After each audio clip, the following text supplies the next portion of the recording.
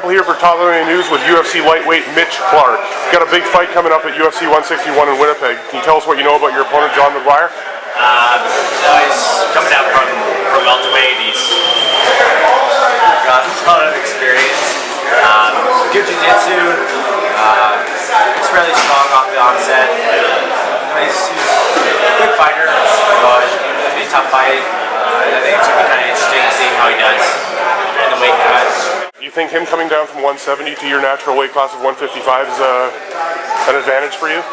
Yeah, I think so. I'm pretty big lightweight, height-wise, weight-wise, and I don't think he's going to be a lot bigger than me. I don't think he's going to be a lot stronger than me. You know, I'm about 3 inches taller than him. I think it's going to be interesting. From what it looks like, he had trouble making 170s a couple times. Looked pretty drained during those weight cuts, so I think it'd be interesting to see how he does drop another 15 pounds. I have the experience of actually making the weight and getting under 155. So. All right, and you're coming off a serious knee injury that you suffered against Anton Kuivainen at UFC 149. How's the recovery going, and how's the knee feeling now? The knee feels great. It's 100%. You know, I had a great physiotherapist at Dynamic Physio, Dr. James Dean, is his actual name. He did great work. You know, full mobility back in my leg. Good surgeon. Dr. Glasgow did amazing work on my knee. He's one of the top knee specialists in Alberta. You know, they had to go in, they had to go take out part of my kneecap that had been pulled away. They had to cut a chunk of my vastus lateralis out, along with trim part of my quadricep tendon and sew it up, and then also sew my patella tendon. So it was quite extensive surgery. At the same time, they did an excellent job in the surgery and in the rehab. All right, and you're coming off a pair of losses in the UFC. Do you feel any added pressure to win this fight, knowing the cuts they've been making? Yeah, yes and no.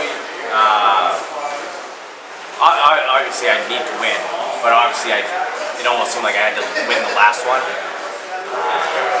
So, in a sense, I'm already kind of on borrowed time. So I'm just looking to fight as hard as I can and really make a statement and get the win this time. And same thing for him. He's coming off 2 pair losses as well. I think that's what prompted him to go down to 155, is he thought he might have a little bit of an advantage going down. So I think it's going to cause a good fight, and that both of us have really nothing to lose. And does that change your approach at all, the impending cut?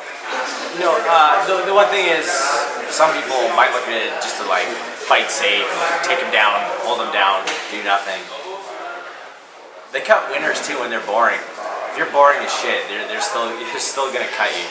So I just want to go in there, fight hard, and get the win, and you know, have an exciting fight. You know, my last 2 fights, even though I lost, they were still both good fights. So I just want to keep that going and have some good fights.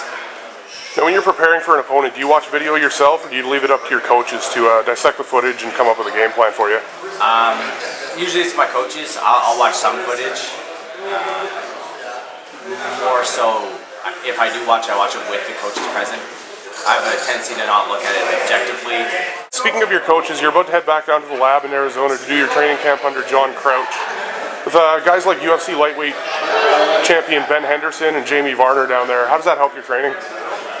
It's a great experience. You know, I get a lot of good training up here in Canada. Training at some of the best gyms, I think, in Canada, and great coaches and great training partners. But when I go down there, it's just for the peaking phase, and you know, you get good sparring in, good rolling in, good wrestling in. You know, there's so many good guys down there, all around my weight.